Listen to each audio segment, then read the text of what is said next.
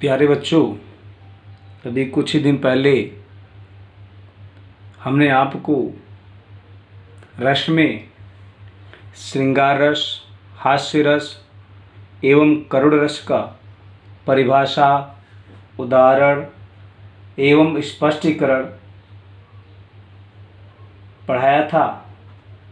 किंतु कुछ बच्चों का यह मत है कि हास्य रस एवं करुण रस के उदाहरण के अर्थ भी बताया जाए, तो मैं आज करुण रस एवं हास्य रस के दिए गए उदाहरणों का अर्थ बताने जा रहा हूँ। कृपया आप उसे ध्यानपूर्वक सुनेंगे। करुण रस का यह उदाहरण गोस्वामी तुलसीदास जी द्वारा रचित महाकाव्य रामचरितमानस के लंका कांड से ली गई है।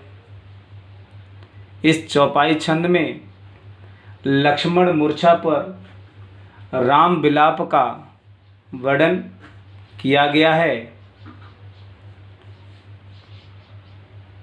तो पहले हम लोग इस चौपाई छंद का उच्चारण कर लेते हैं। जथा पंख बिनु खग अति दीना, मनि बिनु फनि करिवर का हीना। अस मम जीवन बंधु बिन तोही, जौ जड़ दैव जिया वही मोही। प्रत्येक शब्द का अर्थ जान लेते हैं। जथा का अर्थ है जिस प्रकार, खग का अर्थ है पक्षी, दीना का अर्थ है दीनहीन, बिनु का अर्थ है के बिना, मणि का अर्थ है नागमणि, फनी का अर्थ है फन, करिवर का अर्थ है सर्वश्रेष्ठ हाथी।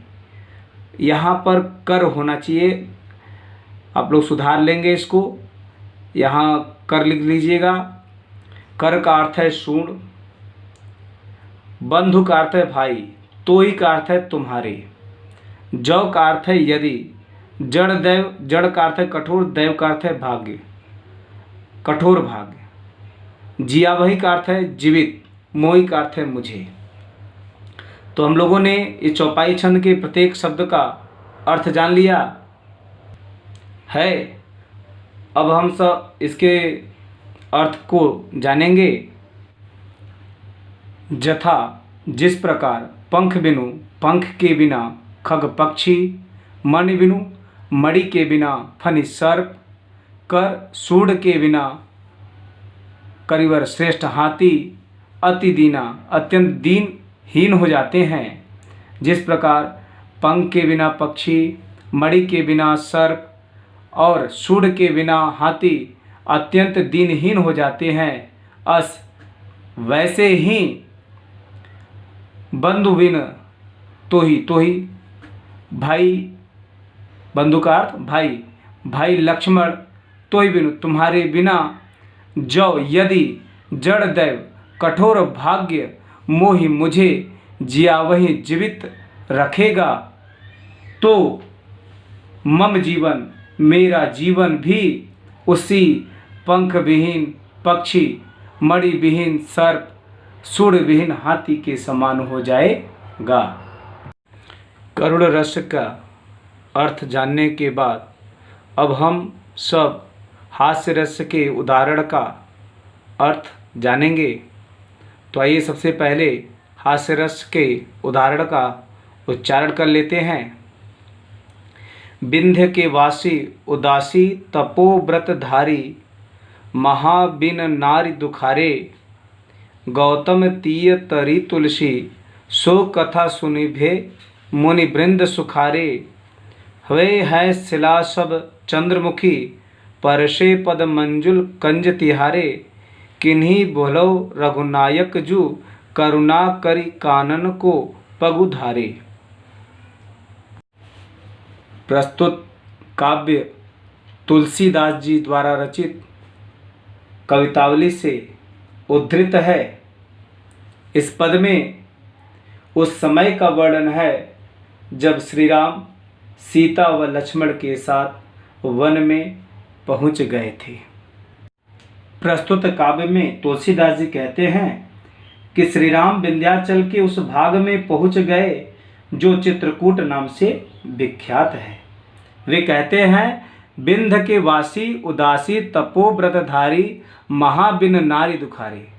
विंध्य का अर्थ है विंध्याचल, वासी का अर्थ है निवास कर रहे हैं, उदासी का अर्थ है संसार से विरक्त, तपोव्रतधारी का अर्थ है तपस्या के व्रत को धारण करने वाले, महाबिनु नारी, बिन नारी, नारी के बिना, महादुखारी अत्यंत दुखी हैं। कहते हैं तुलसीदास जी कि विंध्याचल के वन में अनेक तपस्वी निवास कर रहे हैं। विंध्याचल के वन में अनेक तपस्वी निवास कर रहे हैं और ये तपस्वी संसार से विरक्त हैं। उदासी का अर्थ है संसार से विरक्त। ये तपस्वी संसार से विरक्त हैं, तपोव्रतधारी, इन्होंने तपस्या का व्रत ले लिया है, इन्होंने तपस्या का व्रत ले लिया है, किंतु ये बेचारे बिना नारी के, बिना स्त्री के महादुखारे अत्यंत दुखी हैं। परंतु ये बेचारे बिना स्त्री के अत्यंत दुखी हैं। गौतम तीय तरी, गौतम तीय का अर्थ है पत्नी, गौतम की पत्नी का नाम था अहल्या, तरी का अर्थ है उद्धार। तुलसीदास जी कहते हैं कि अब इन वनवासियों ने सुना कि श्री राम इस वन में आ गए हैं और ये वही राम है जिनके चरण स्पर्श से पत्थर बनी गौतम की पत्नी अहिल्या का उद्धार हो गया था। ये वही राम है जिनके चरण स्पर्श से पत्थर बनी गौतम की पत्नी अहिल्या का उद्धार हो गया था। तुलसी सो कथा, तुलसीदास जी कहते हैं सो कथा, उस कथा को, इस कथा को सुनकर मुनि वृंद सुखारे, सभी मुनि प्रसन्न हो जाते हैं। इस कथा को सुनकर वे सभी मुनि प्रसन्न हो जाते हैं और वे कहने लगते हैं कि रघुनायक, रघुनायक, हे श्री राम, हे श्री राम, आपने करुणा करी, करुणा का अर्थ है दया, आपने हम लोगों पर दया करी करके, हम लोगों पर दया करके, कानन, कानन का अर्थ है वन, पगु का अर्थ है चरण, धारे का अर्थ है रखे। हे राम, आपने हम लोगों पर दया करके इस वन में अपने चरण रखे हैं, इस वन में अपने चरण रखे हैं। कीनो भलो, भलो माने अच्छा, कीनो माने किया, यह तो आपने बहुत ही अच्छा किया है, यह तो आपने बहुत ही अच्छा किया है, क्योंकि तिहारे, क्योंकि अब आपके, तिहारे का अर्थ है आपके, पद का अर्थ है चरण, मंजुल का अर्थ है कोमल या सुंदर, कंज का अर्थ है कमल, परसे का अर्थ है स्पर्श, शिला का अर्थ है पत्थर।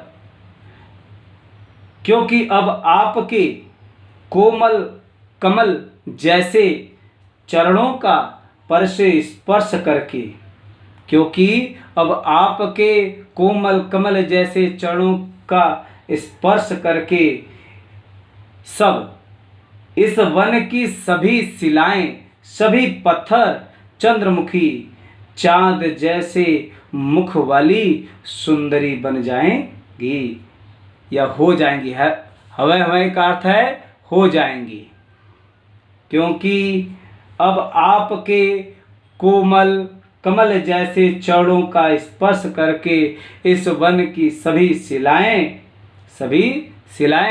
चंद्र जैसे मुख वाली सुंदरी बन जाएंगी या सुंदरी हो जाएंगी। तो कहने का भाव यह है कि अब इस वन के तपस्वी बिना नारी के दुखी नहीं रहेंगे, बिना नारी के दुखी नहीं रहेंगे। तो इस पद में हास्य नामक अस्थायी भाव की अभ्यंजना होती है, अतः यहाँ कौन सा रस हुआ? हास्य रस हुआ है।